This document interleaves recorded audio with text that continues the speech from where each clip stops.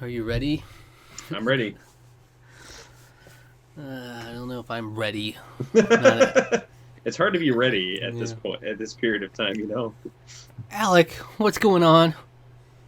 Oh, just trying to come to terms with the new reality in which we live. All hell broke loose today. Yeah, in the United States, it's something crazy stuff's going on, but let's not focus on that. Let's try to talk about something that's more hmm positive and more enjoyable. At least I hope you enjoyed it. The Mandalorian season 2. Alec, can I Yes. tell you? Last season, I was like, this show it's promising. It's good stuff. Yep. But it's not the Yeah. best thing in the world. Yeah. This season was the best thing in the world, baby. 9.5 out of 10. But you're saying that already? Yep. Yeah. Really? Okay. Yeah. Yeah, no, I will agree that this season was really up the stakes. I really enjoyed season two tremendously. I was a little nervous going into it because there were some reports, some of the interviews and things they said that they were like, yeah, we're really looking forward to expanding the scope of The Mandalorian. And when I heard that, I got really nervous because the thing that I thought was the biggest strength of the first season, and the biggest strength of just the theme and the concept of the whole show in general, was that it was a smaller scale kind of story, and it was very focused. Mm-hmm. And so I was a little concerned because it's very much a sequel mindset. It's got to be bigger and better and blah, blah, blah, blah. So I was concerned that they were sort of going to lose the focus of what made it great. And I can very, very, with much relief, say that they did not lose focus as to what the show is, and they somehow masterfully did exactly what they said they did. They definitely raised the raised the stakes. I mean, they definitely connected it into this bigger universe so much better, and they still masterfully still made it feel like it's such a small focused story, and that is, I mean, it was amazing. It was like my favorite thing in the world. The fact that it was like all my worries were just like completely answered. It was like, no, we got this. Don't worry, we got the right people in charge. Mm-hmm. And it was great. I totally enjoyed the season, and I've been rewatching it with my housemates, and they've really been enjoying it too. And we're like on the last, just before the finale, so we're on the last two episodes. So I'm looking forward to when they see that. So It was so good. I feel like I have no complaints. Every episode was stellar. I feel like it kept getting better as the season progressed too. it did, yeah. And I thought it started out with such a strong opening. Yeah. Um, that episode. So But now when you're looking back, it's like, wow, that episode doesn't even compare to the last I episode. know, I know, it's kind of impressive.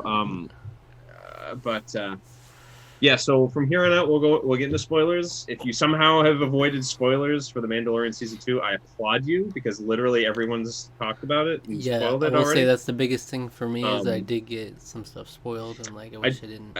I did get a little stuff spoiled. And I watched it fairly soon after it came out. But sometimes when the internet gets so excited, they just can't keep their mouths shut. Yeah, well, it's just like with the existence of Baby Yoda Yeah. in the first season. Like I wasn't able to watch the first episode in time so I could see the reveal fresh. Oh, okay. So Okay. I just saw the memes on Twitter. It was the first thing I saw. Oh, dang. And here's the amazing part about that is the fact that that was complete secret. Like Mm-hmm. that whole concept was not at all talked about. So the Yeah. fact that they kept that under wraps is pretty impressive. The fact that they kept a lot of stuff that happened in this season specifically secret until it happened was amazing. Yeah.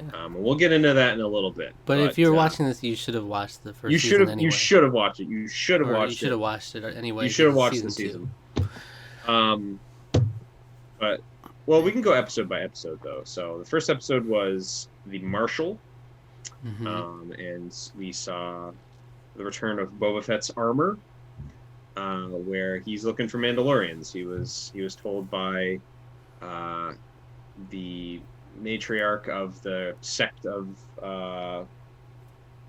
Blackwatch or Darkwatch, or whatever it's called. I think it's Blackwatch, to go find other Mandalorians because they will know where to find Jedi. So he begins his quest. That's what he's looking for. Comes to Tatooine because there's been a Mandalorian that's been seen around there. He's not a Mandalorian. He's just a guy that happened to get Boba Fett's armor.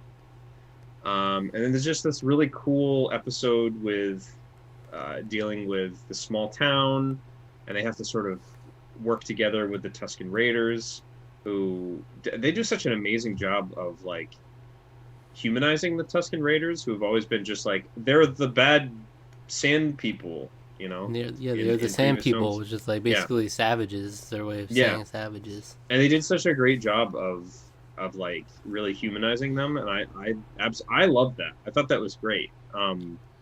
Because it was very much like, it felt very much like the settlers and the Indians had to work together to like solve the problems, and the settlers are like, those Indians, there's only good Indians and dead Indian, and it's like the Indians are like, bro, you're on our freaking land.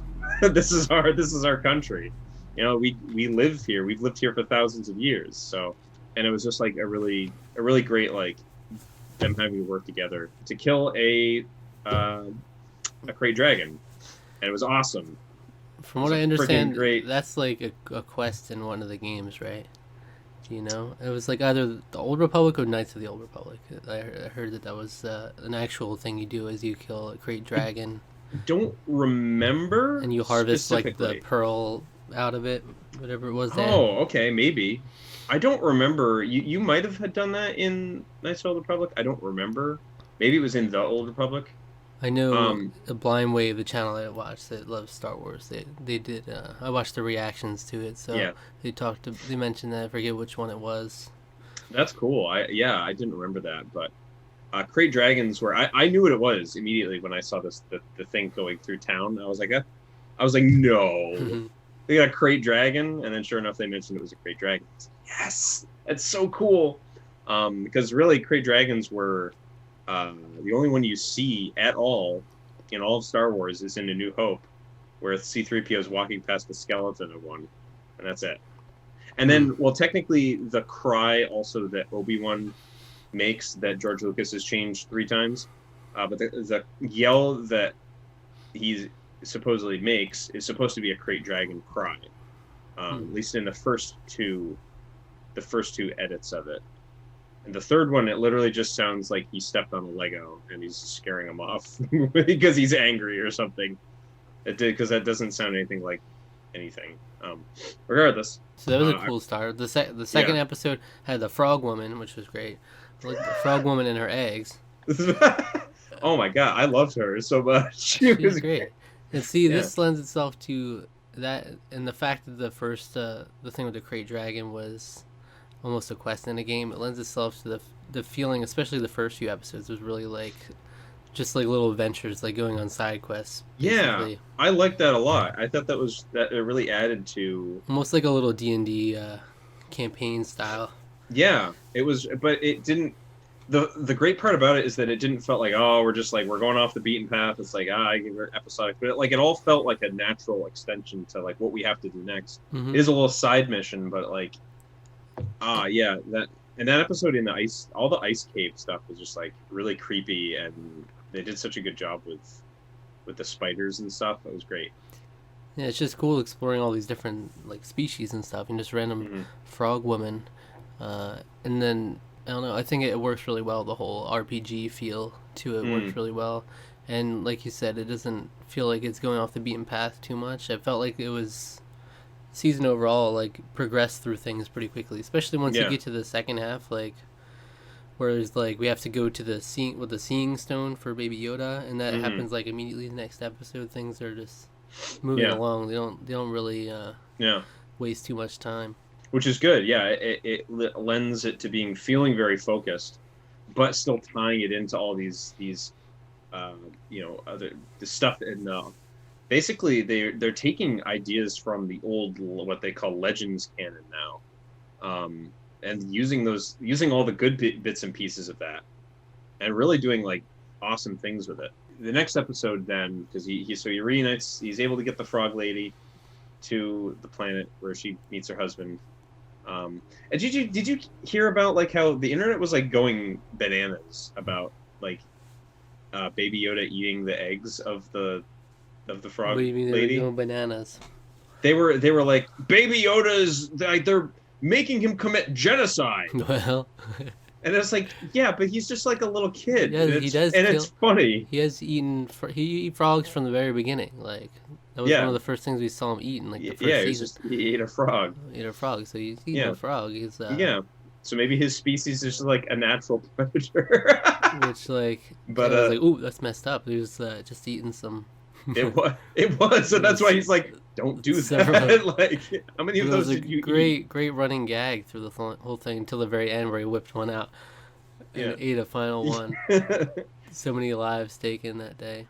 Yeah, but then it turned out that like because he leaves the child, as we still only know him as at this time, leaves the child behind with them because he goes with the other Mandalorians that he meets on this water planet, to intercept Moff Gideon's like cruiser. It wasn't Moff Gideon. It was the people who would know where Moff Gideon is. I think they'd had the coordinates or whatever. But when he gets left behind, though, he gets to meet this little newborn, and then he's not trying to eat it. Then it's like he understands, like, oh, maybe I shouldn't have been trying to do that. That's what I like to think, but we don't know. He could have wanted to eat him. He might have been like trying to reach for him in there to eat him, but because he's eaten fully grown frogs, like that size frogs before. Yeah. So the next episode is where he's introduced to the other Mandalorians, and Bo-Katan and her crew, and they are from the Clone Wars cartoon. They were involved in that. So it's it didn't have as much meaning to me because I haven't seen them yet. But I haven't really either. It was cool watching reactions, especially to big fans of it, because it means a lot to them, especially to see the character. But I knew the name, and then I knew when she mentioned Ahsoka Tano. I knew that, of course. But and I had known also that like there was the Darksaber is very important to Mandalorians, at least particularly in this time period. Because I think the Darksaber was used in like ancient times to fight the Jedi. So it's like a weapon that's sort of been passed on through the generations, and it's supposed to signify the leader of Mandalore. So Bo-Katan actually had it in Clone Wars in that cartoon. But she lost it, and obviously is wanting to get it back, because she wants to go reclaim the homeworld. They want to go live on Mandalore again and sort of restart and rekindle that society. So, which is cool. All her stuff is like really interesting, I thought. That's where you get the first like cultural difference almost in the Mandalorian, the way how they do things differently, and introduce the idea that maybe you don't have to always wear your helmet necessarity. There are different ways to do it. It isn't. It's sort of the Black Watch is kind of an extremist sort of sect of it. They take stuff like the tenets and stuff very like super seriously. So, so after that, we get a return episode with all of our friends from the first season. Yeah, the old gang. And that was just super exciting for me because I absolutely love Carl. Yeah, Carl Weathers. Carl Weathers is awesome. He is so good. He's such a good actor. I absolutely love every scene that he's in. He directed that episode too. Oh, I didn't notice that. I love the way they incorporated him in his character into this, because it was a nice character, but obviously his character didn't really fit much of the narrative of the season. So it's not like they shoved him into a bunch of episodes. He just had this one episode where he could have a little moment, and it made sense. Yeah. So it's not like they're relying on like the same old characters. This new season was primarily different cast of different characters going in and out. Yeah. But then they had little tie-ins, right? They had the old fish criminal guy they brought back from the first episode too. Yep, yeah, he's back, which was fun. He was very. I liked him a lot. I mean, I liked him even in the first season. I thought it was such an interesting like beginning where it's just you have this how they kickstarted the first season, the first episode, even was just he was very like bumbling and kind of weirdly charismatic. And then to a completely stoic person who's just like, I'm literally here to do my job, and I don't want to make this BS. Yeah. So that was a fun little episode though, going to the base of the stormtroopers and yeah, that's one of my favorite episodes of the season, I think. And the whole, I absolutely love that episode. Even going back and watching it again, still holds up super well. I just think it's very fun. It's an exciting, intense episode, and again, you're learning sort of more stuff about what the bad guys are plotting. Sort of, there's like weird hints at. It looks like they're doing some weird cloning or something, and the scientist guy talks about the child's M count. So his midichlorian count. So obviously they're they're attempting to infuse the Force in things, which that ties into the Dark Forces games, the Dark Forces video games, which there's another reference to them in the Dark Troopers, because the Dark Trooper program was a goal of the Empire to infuse stormtroopers with the Force, basically to give them the heightened abilities, and they're super powerful. They're bosses basically that you fight in the Dark Forces game, which I think is a Doom clone technically. I don't remember. Came out like 93 or 90. No, Doom was 93, so it came out like 94 or 95. So yeah, Dark Forces is a super fun game. I haven't played through the whole thing, but I do remember Dark Troopers being super like important to that, and they do show up in this season, albeit in a slightly different form. I feel like this show, this season especially, made me want to get into more of the Star Wars lore, because I'm not, I'm a surface level knowledge Star Wars. So like all the games that I've never played and all the books I'd like to read. There's a lot. Yeah, there's some really solid games. And I have a few of them too. I have that I would like to. Do you have some of the GameCube ones? Rogue Squadron or Rogue Leader is really great. Rogue Squadron 2. Yeah. Yeah, I have that one, and I still haven't played it. I have Jedi Fallen Order. I have Knights of the Old Republic. Oh, see, Jedi Fallen Orders though. That's the one that I don't have that. I would love to play that game though. That game just looks awesome. Yeah. So, another really solid one is Jedi Outcast, which is the sequel to Jedi Knight. Is also that one hasn't aged especially well. Jedi Outcast has aged more gracefully, but those are both really good games as well. I think those are both I think you can get both of them on the eShop on the Switch, and as well as like other console. You can get them on like anything now. So I think they sort of updated and remastered some of that. But anyway. So also in this episode they had a great chase, like the whole chase sequence when they left the stormtrooper base. That was really fun too. Like I feel like this season gave a lot of diverse like Star Wars content, almost like the kind of things you love to see in Star Wars, like some good fight sequences, some good chasing, there's good dialogue, there's like that episode had swoop bikes show back up again, which was fun. Swoop bikes are great. That's like one of my favorite sequences in Return of the Jedi. So that was really fun having those back with this huge tank. Which, when I was watching the episode with my housemates, they were like, Chekhov's tank. They knew immediately when they pointed it out. They're like, okay, that's how they're getting out of there. Yeah. So because you don't point something out like that. Yeah, no way. But also worth noting, in the beginning of this episode, they had the great little wire scene with Baby Yoda. Oh, that was amazing. Yeah, no, take the blue wire. Put the red wire back in. I'm just like, he's just like, I don't know what you're saying.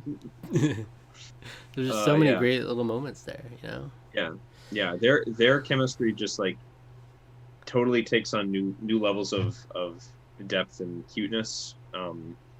It's like It's it's the heart of the show underneath it all. So that's why I'm yeah, like, the ending of this season, interested to see where it goes from here. But yeah. It's gonna be interesting. yeah, the next episode is Ahsoka Tano. Yeah, Like immediately, she's there. yeah. I also loved this episode. We learned the child's name. Baby Yoda's name is actually Grogu. Grogu, which is like a Grogu. perfectly still cute sounding name, isn't it? I It's think like, so. it's great. It's like, oh, Grogu. I mean, it Now they sounds have like to something you. rebrand everything. It's like, I guess we're gonna have to make a whole new merch line. Yeah. Shoot. Grogu, the toy line. Yeah. Get all Well, those you pop. said Recall all those pop figures. yeah. You said you love this episode. Yeah, I did too. I feel like every episode. I don't think there's a single episode I didn't like though. Yeah, no, it's true. But we I learned that Grogu was raised in the Jedi Temple at Coruscant. He was, yeah. Which- Which is interesting. I wonder, like, how it must have been sort of like. I don't know if we'll learn any more about that specifically. It seems like maybe it was kind of a hush hush thing. Maybe. But maybe Yoda and Yaddle, reproduced somehow. I don't really need to know the whole story about that, which is maybe why they're keeping it vague. They should get into it. They should they should get into Let's unpack to that. Yoda's sexual relationships. Let's not.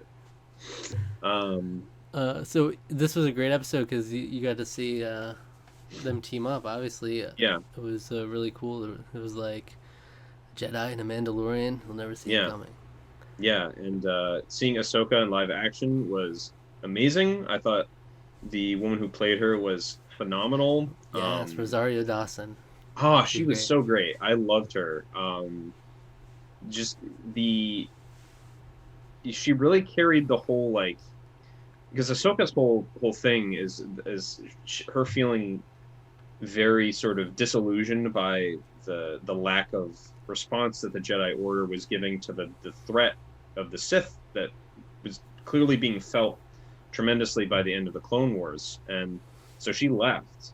She rejected the Order and basically was like, I'm just going to go off and do my own thing because you people don't seem to... They were very stuck in their ways, and she didn't feel that they were doing enough to respond to it. Mm-hmm. Which is very mature thinking for a teenager. But she's been off doing her own thing. And it's great. Seeing a gray Jedi in this way was just like...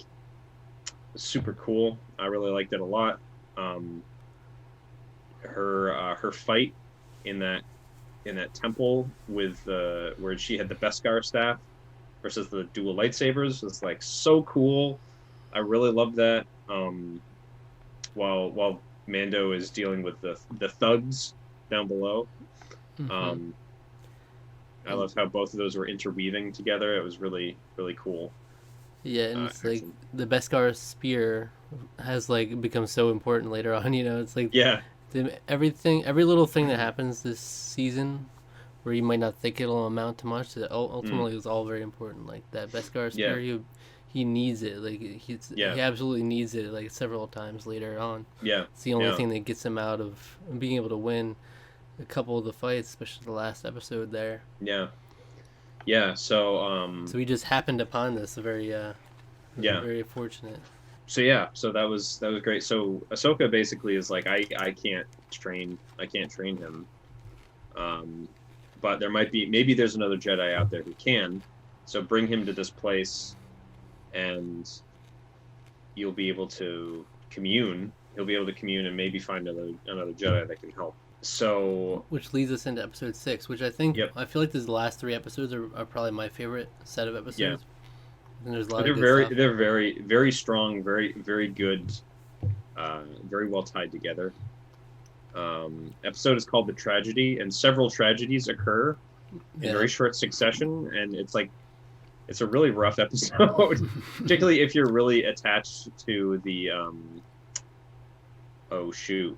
I always forget what the ship. I was Razor Crest. The Razor Crest. I know some people were like, yeah, I was never really a big fan of the Razor Crest. I wasn't a big fan of it initially because I was like, that's kind of a weird ship style because it kind of looks like the transport ships that they have the Trade Federation uses, as well as you see similar ships on like Coruscant in the prequels. Yeah. But I liked how unassuming it kind of is.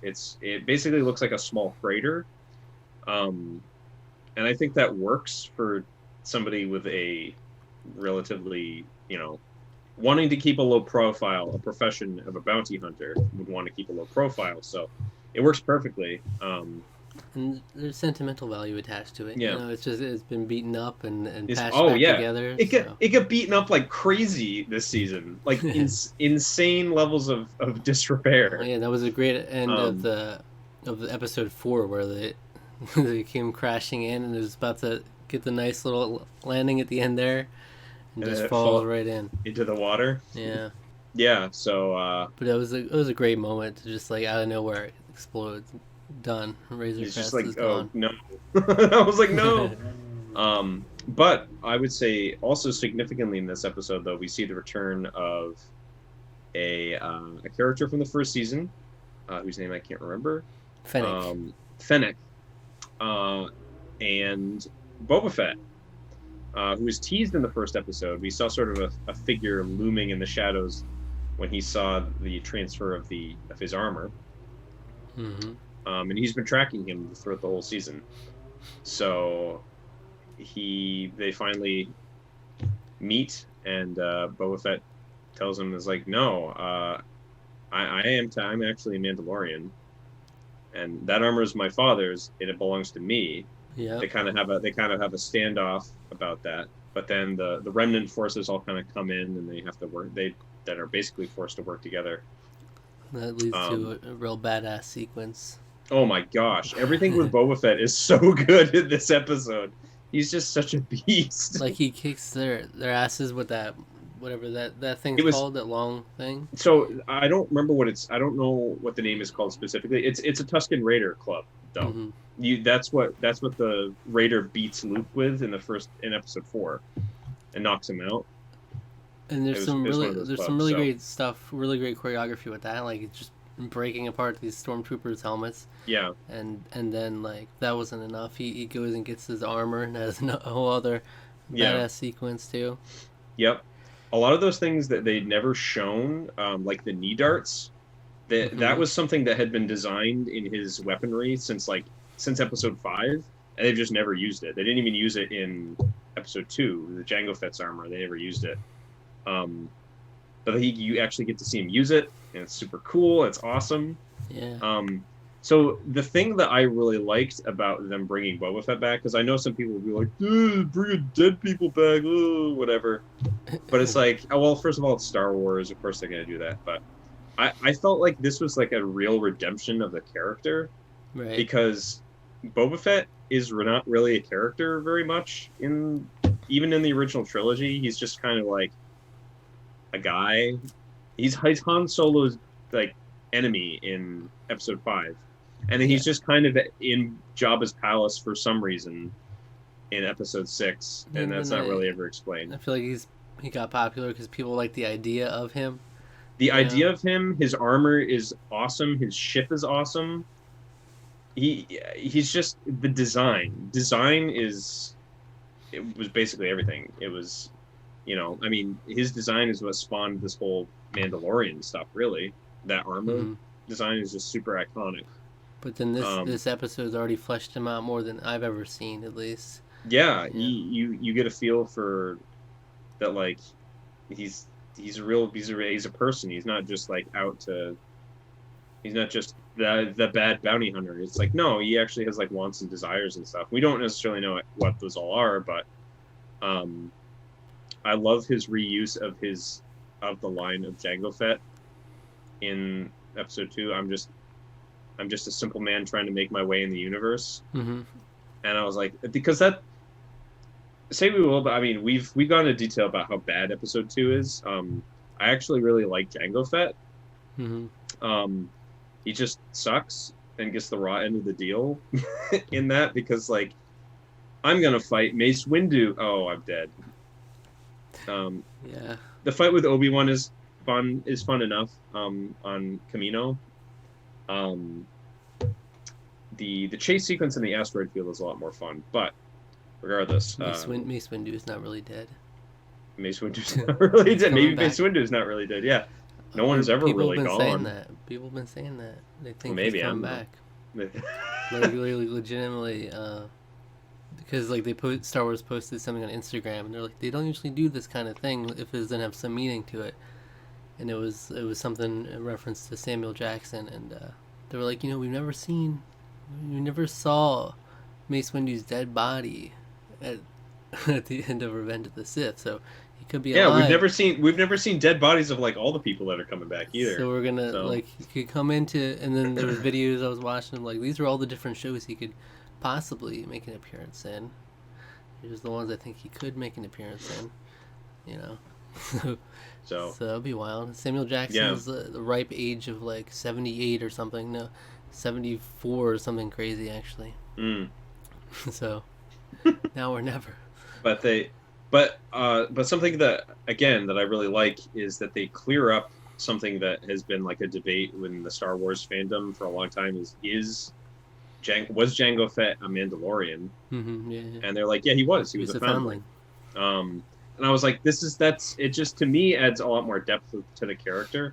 It's like, no, he fought in the Civil Wars, like, but he obviously was disillusioned probably due to that. He went off to be a businessman. He's a Mandalorian, so he obviously had very proper DNA for a warrior, which is why, hey, I'm gonna come across these clones. It's like, oh, if I sell my DNA, sure, why not? That's great. That's make a killing there. Also do some bounty hunting on the side. Yeah. That episode was really cool. It was like it was just contained on the little planet there. Very small, like not much really happens throughout the episode. They just had really cool moments, and then ultimately Grogu is captured at the end there. I do wish they didn't name it the tragedy, because it would have been a little more surprising, because I feel like everybody, when they see that, they're like, okay, now we know to expect something's going to happen here. And I don't think Razor Crest exploding is enough of a tragedy. I feel like I thought it was kind of a tragedy, though. It's a tragedy, but it wasn't the tragedy. It wasn't the tragedy. That's true. But that was still cool how it was like, oh, something's gonna happen here. Obviously, Grogu's gonna get out of this, right? And then no, they just snatch him up. Yeah. So the Dark Troopers are droids, and I feel like this was something that might have been in Dark Forces. I don't remember specifically. But because I do remember them being like actual humans that you fight, but it's something that Moff Gideon explains in the later episode. Is like, yeah, we basically it's the Dark Trooper program, but it's like we got rid of the weak element, the human. We don't need that, which is like, okay, makes sense. That's a cool idea, and they are crazy powerful, as we find out in subsequent episodes. They're like basically impenetrable. To at least anything that our heroes have. But the next episode... I love this episode. Yeah, they're all so good. They brought Mayfeld back, Bill Burr's character, which is not something I saw happening at all. No, I didn't see that happening either. And when I saw it, he was like, I'm looking for an outlaw. So he goes back to Cara Dune, because Cara Dune is she's a marshal in the New Republic. She's great. I love her like even more in this season for some reason. Yeah. I think she's great.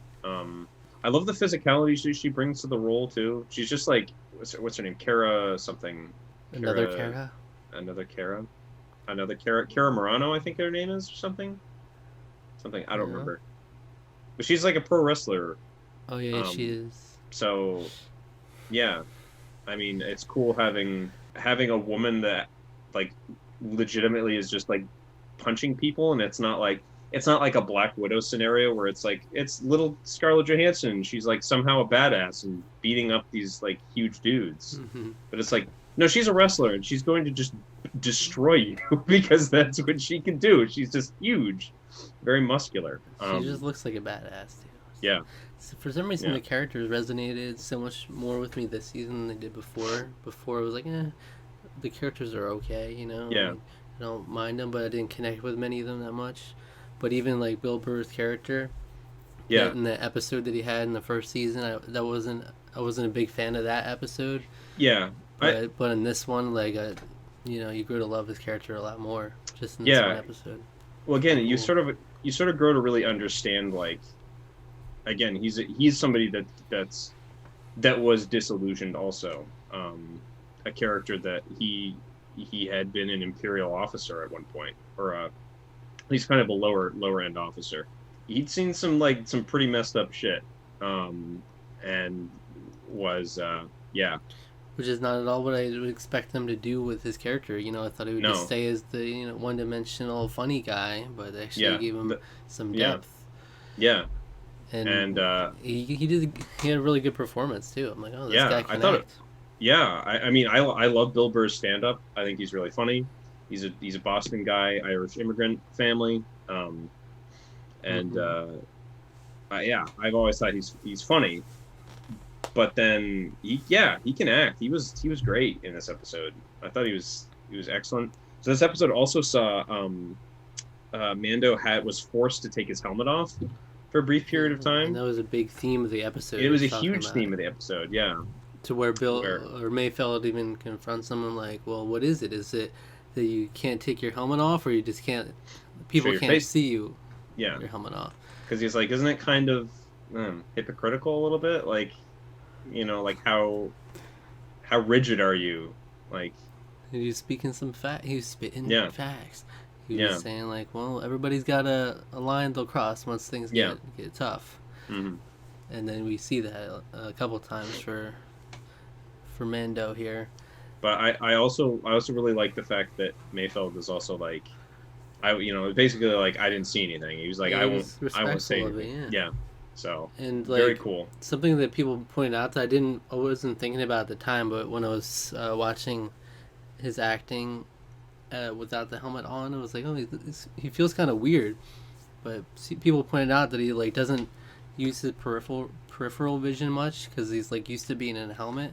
Yeah, he wouldn't have that. He's just looking straight forward all the time, even without the helmet on. That's why he like kind of looks stiff and but it was really cool. Really cool in the whole conversation where he shoots the guy. Yeah, that was just such a good moment. It was like that was a very good bad guy. A very, very good tension building scene because they sit down and talk with him for a lot longer than I was actually expecting. Mm-hmm. And I was like, oh man, something's got to give at some point here. And sure enough, blows the guy away.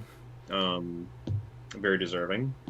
And not even that. Even the whole scene leading up to them getting there. Also, I love that whole where Bill was driving there. Yeah, the kind of it's a heistish sort of feeling. It was very that was fun. Yeah, just fending off all the pirates coming just nonstop. And then it was cool seeing them come in and like the TIE fighters are like the heroes for a second, saving them. And then all the stormtroopers were giving them salutes. And they were like, patting them on the back. Everyone was all excited. They're like, hey, the boy, these guys, hey, look, they were great. And then everyone's kind of back to their job. And it's like, that feels like, it's something that would happen. You get to go inside to the enemy lines. You don't see that often. Great episode. And then Mayfeld gets to walk free on this planet that he's stuck on now, I guess. Yeah, but hey, I'm sure he can find a transport somewhere. Mm-hmm.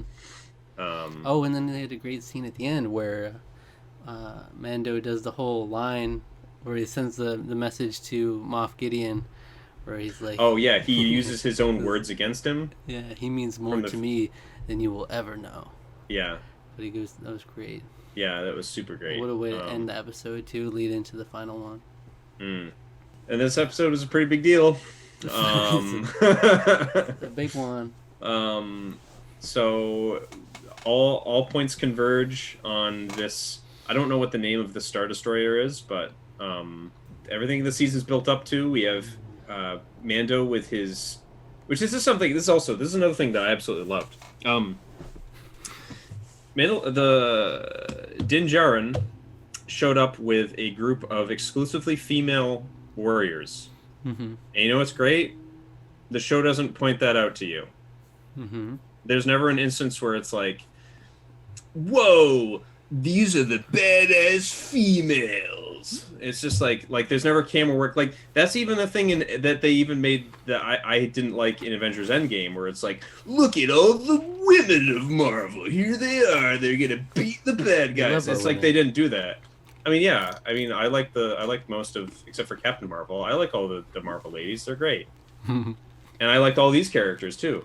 But the thing is because it's focused on the characters and not trying to make a statement with it. It's like, yeah, these women are badass. They beat the hell out of all these stormtroopers. But they at do the it end super of the day, efficiently. At the end of the day, the man's gonna get the job done. But he doesn't. he brings them all. He brings it all home. He's got Grogu. He's got Moff Gideon.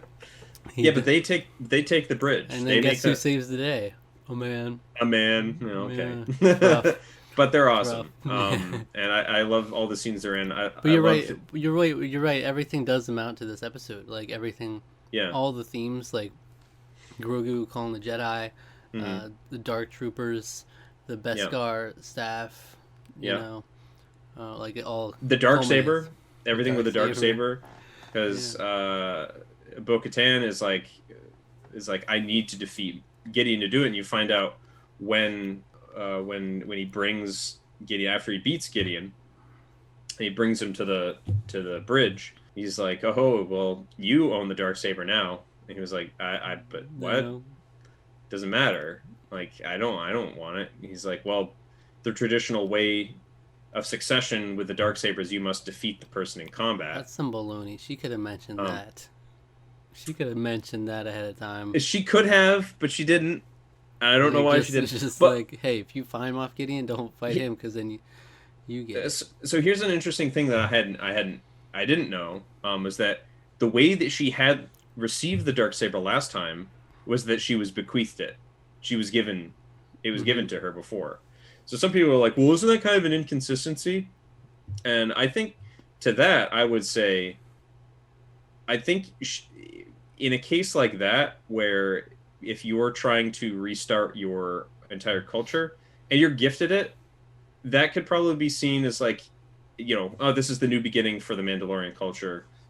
Like, we'll start this way. But it's almost like I think there's sort of a level of pride there, where it's like, I can't be gifted this sign of leadership twice, as like I have to win this to prove that I'm really worthy to be the leader of Mandalore. Yeah, I guess. So what's the technicality though? Like, can you just hand it back? Or I'm gonna hand it back to Moff Gideon, and then you guys can do your. I don't think so. I don't think it works like that. What if I just drop it over here and this Savage Sand person picks it up? You fight him for it. It's like the Elder Wand, I guess. I don't get the whole culture. I don't get culture. I feel like I just don't get culture. I feel like that's something they're going to explore in the next season. Sure. That seems like where they end off is like that. That's where the next arc is sort of going to be, the retaking Mandalore. But all right, if you want to fight me about it, then okay, I'll just rule Mandalore then. All right, yeah. Fine. Have it your way, pride. But the big thing in this episode, which they miraculously kept under wraps. So the Jedi that Grogu communicated with was none other than Luke Skywalker. Yeah. And Uncanny Valley himself. Uncanny Valley Luke Skywalker. And yeah, I mean, that did kind of bother me. He was terrifying. Like, it was definitely bothersome. Like just seeing that, because I think Disney had cast young Luke for The Force Awakens. There was an actor that they had cast to potentially play young Luke in like a flashback scene in that, but that was never used. So they could have done that. I like the fact that they used Mark Hamill's voice though, because like he's even credited in the credits. They had some stand-in with similar facial features to him do it, but that was actually his voice. So I just thought it was kind of funny that it was like Mark Hamill. It's like, well, kind of. Yeah, well, the only thing you take away from it is that we probably won't see Luke Skywalker. No, I don't think season. Yeah, I don't I don't think we will. Because probably this is very much like this is a one-time thing, just kind of like with Yeah, what they did with Rogue One, with yeah, Leia. You know, just toss it yeah, in there for a yeah. nice little moment. But I think I really liked Mark Hamill on Twitter the day this came out. I was like, so has anyone seen anything interesting on TV recently? mm-hmm. And he was very clearly excited I mean, yeah, it was a great about it. moment though. Like, Yeah, obviously, it was yeah, great stuff, and for once, like most of the Star Wars fans could rally around something, and yeah. Star Wars fans were completely in love with the whole scene. Luke, like when I saw the X-wing, I was like, no, they can't be doing this. I was getting really excited, and I was like, yep, they are. they built it up really nicely. And people Yep. pointed out he got his like a Rogue One Vader moment, which we love. We love the Rogue One hallways. I don't like that, We all love but Star Wars fans. All love. I'll love the Darth Vader be killing everything. But this because okay, so the reason why, and some people will be like, well, that's hypocritical. Why don't you like Rogue One? Is because in my view, all Rogue One has is the nostalgia, whereas Mandalorian has so much more. Like it just has so much good storytelling, good acting, good basically everything. I care about all of these new characters that having legacy characters show up for these sort of like fan fan pleasing moments. It's just like the cherry on top. Like if Rogue Mm-hmm. One had to me more compelling a more compelling story, more interesting characters, I would probably be a lot more lenient towards like the Darth Vader scene that I hate. Cassian. Looking forward to To that Cassian Cassian Andor Andor, series. which we're definitely gonna review. Oh yeah, well we'll have to, We I gotta do guess. all Star Wars. Every show we're doing. All 25 shows that we just announced. Mace Yeah, Windu, that show when that comes out. yeah. That So Obi-Wan Kenobi. yeah. Yeah. But Um. anyway, we had like I cried Oh the yeah. moment Where were you when you cried where for were you the when you cried? I was at for home Grogu? with my I was watching with my family Great and Grogu moment. yeah, where he touches his face and it's like this the sweetest moment. Yeah. Um, yeah, really beautiful. Yeah, it was Um, such a good moment. Like Luke Skywalker, he does look like a game, like cutscene. That's what yeah, it looked like to me. It was like yeah, it did, and so it's good, but it's not. But you can immediately tell that it's not real. you So can't spend a few episodes with this guy. no, no, But that would be horrible. That would be horrifying. really But yeah, horrifying. It would be legitimately but for upsetting. what it was Yeah, effective still. Like yeah, it was just for the moment to happen. yeah, You know, and they yeah, were like, if we're just gonna have him for this little thing, I guess there's no point in recasting the whole thing. You know, it'd be yeah, cooler, and I'm sure it had more impact on people the fact that it was Mark, like the original Luke yeah, Skywalker, not just a random dude. Like, oh, I guess yeah, that's Luke Skywalker. Okay, yeah, so you recognize immediately. yeah. And it was a great finale. It was just such a good, Yeah, are we done enjoyable with? Are we ending, and done with Grogu? What's going on? Is he I don't gone? know. That's the thing is I don't know if this is just the start of a new arc, if we're gonna have any reconnections with Grogu. I'm not sure. It's like So sad. it it seems to me that like you know they have this amazing marketing thing, but Well, that's I why. feel I mean that's why this has been one of the reasons I think why it's been so successful. But I feel or at least I hope that the people that Dave Filoni and Jon Favreau are savvy enough to not just try to force him back in unless the story kind of fits for it, and to just allow the Mandalorian story to continue in the way that they framed it, and don't have to you don't have to resort to that. You've already had your huge success with all the Grogu merchandise and everything, and Yeah. let the next chapter of his story begin, where they retake Mandalore, which is I think it seems to be where they're heading. Look like John Favreau and Dave Filoni are like they're Star Wars fans, so it's great because Yeah, they're doing they're treating the franchise with respect, And There's a distinct reverence to the source material that fans clearly enjoy, but they're not just like cashing in on that. They're doing interesting new things with the material. I think yeah, they get Star Wars, and I so mean, it's we might have more Grogu, which would be great. I mean, I'm not gonna yeah. Like I said, deny more Grogu, but yeah, any if other they person at Lucasfilm, like if they were to head this project, like there's no way they're sending Grogu off because that's money, baby. yeah So yeah like that shows you that they're working towards a better product, a better story. You know, it's not mm, just because they fell into like this marketing like gold mine with Baby Yoda. You yeah know, like the internet fell in love with him, oh totally and yeah like so you could easily just be like, all right, well let's just keep him in there as much as possible now. yeah But the fact that they might possibly just be sending him off here is it's yeah respectable right there.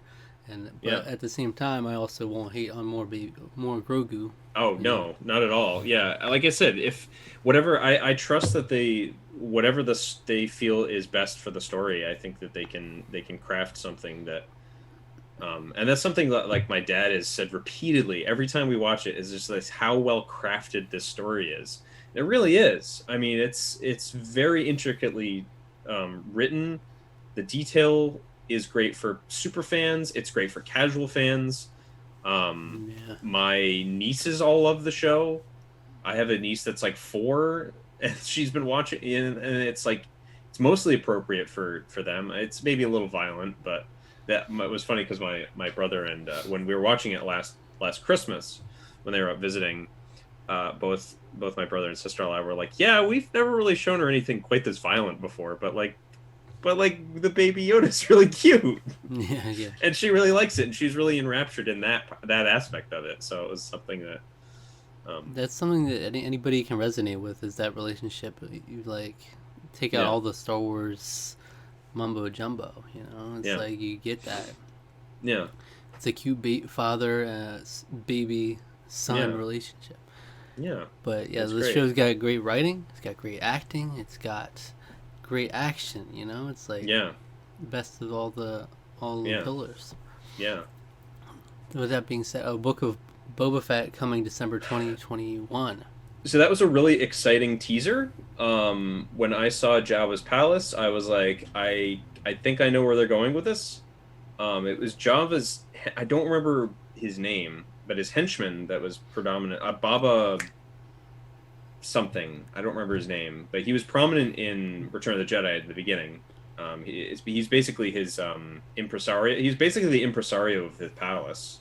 It's like his sort of his place that Jabba's in charge of. So you seem to have taken over in the meantime, but no, Boba Fett just shows up with Fennec and they kill everyone, free the Twi'lek slave girl, and then Boba Fett takes over the palace. So I don't know exactly what that means, but I'm really interested to see more. Yeah. Because I think, again, the redemption of that character, I'm really excited about that. Ming-Na Wen is a great actress. I thought I've always really liked her. I liked her in the first season. I liked her in this season. Yeah. Um, so, and if you didn't know, she was the voice of Fa Mulan in the 1999 Yeah. Disney film I heard Mulan. that. I didn't know that before this. Yeah, That's cool. yeah. There's a lot to love here. That being said, what score would you give it out of 10 for the season? Yeah, this is like a 9.5. I really have to voice you. I mean, like, really, there wasn't really a weak episode. There was never really a period of time where I felt that, you know, it wasn't as good as the first season. I felt like they raised the stakes, they connected it, they made it bigger, they connected it with this universe, but they still kept it in such a contained story. So it's like, basically, imagine this box is the first season and the universe is like around it. Mm-hmm. Basically what happened is they kept the box mostly the same, maybe like slightly larger, but the universe around it is much bigger. That's how they connected it, and they did it so well. Yeah. And I really liked it. Look, it's very like a much. night and day for me. Like the first season, I was like, yeah, I get why people love it, but I'm not, I'm not 100% like this is the best thing Yeah. ever. But now I'm like, wow, doesn't get much better than this. Like they So really. Disney, please give us that 4K release on Blu on like 4K Blu-ray, because like if we can see this uncompressed, it's one of the most beautiful shows I've ever seen. Also, it's movie quality. It's a Yeah. gorgeous show. Yeah. So And like, yeah, because like there was always in television this sense that like slightly cheapened, in yeah, comparison to movies. You're dealing with a cheapened medium, but you don't get that sense at all here. no, And music is awesome too. Like the oh yeah, the music final is great. Yeah, episode, especially, there's such great music leading into like yeah, Luke Skywalker and everything. There's so much yeah, there. Yeah, so that's the Tarqaron score, 9.5 out of 10. yeah, Right? yeah. That's crazy. That was spectacular season. I'm excited for the future of Star Wars. This is the first time I think I've been excited for the future of Star Wars since probably 2017. Which is like The Last Jedi, where I was like, not really. I mean, and again, we both enjoyed The Rise of Skywalker, but it was a hard to be excited about the future of Star Wars at that period of time, just because it was hard to tell what the direction was. But I think this smaller scale, knowing what the projects are going forward, they've sort of laid out a roadmap of what they're going to be doing going forward. I think there's a lot of promise in a lot of it. So This is like the best Star Wars I've seen, like since Empire Strikes Back. yeah, Like, no, I would say that, yeah, since the original trilogy at the very least, yeah. easily. I mean, I said that with season 1. I can say that with absolute confidence now, like even more so than before. Now, is there a way that they blow this completely? I just like you need to They have keep to who blow you the have. Like yeah, they as have long to. as you They, keep like Dave Filoni, John Favreau, like having most oh, of Robert the. Rodriguez directed an episode too. He directed the tragedy. He There directed that were a episode. lot of great directors, like, and it's amazing that it had all these different directors, and they like all did so well with each episode, Yeah. and it made it all like a consistent vision. Yeah. Still. I think Bryce Dallas Howard directed another episode in this season, and her episodes I think are. Her episode in the first season was one of my favorites.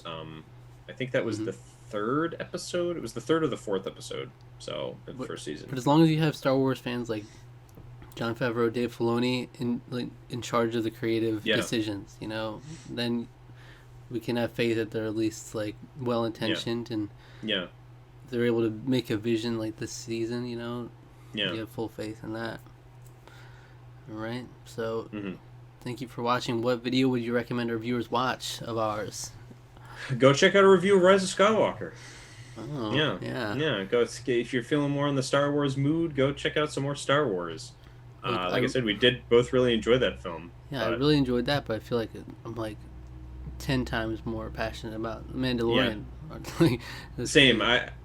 Let's put it this way. I haven't felt the desire to go back and watch Rise of Skywalker since I saw it twice in theaters. Yeah. I'm rewatching The Mandalorian already, not even a month after I finished watching, a month after the show started again with my housemates, and I kind of want to start it after we finish. I kind of want to watch it again. Like that's how enjoyable I found it. So it's kind of amazing how you cannot point to like a thing where it's like this was a really controversial like writing decision they made on this series. It's other than people being weird about Baby Yoda like eating the eggs, which I was like, that why is this controversial? Well, he is like killing, like he's taking these lives. Yeah, but that's just so he's a flawed character, that Baby Yoda. Yeah. But it was also like he's complex. How serious are we taking this thing that was clearly played for laughs? Right. Can't be played for laughs because it was like the genocide of our culture. But it's like 4 baby deaths, right? It's 4 or 5. It's they weren't even fertilized. Some breakage, Yeah. So it is what it is. All right, thank you for watching. Subscribe to the channel. Subscribe to our podcast feed. Like the video. Leave a comment. Hit the notification bell. And follow us on Twitter at Tarqaron, TWO.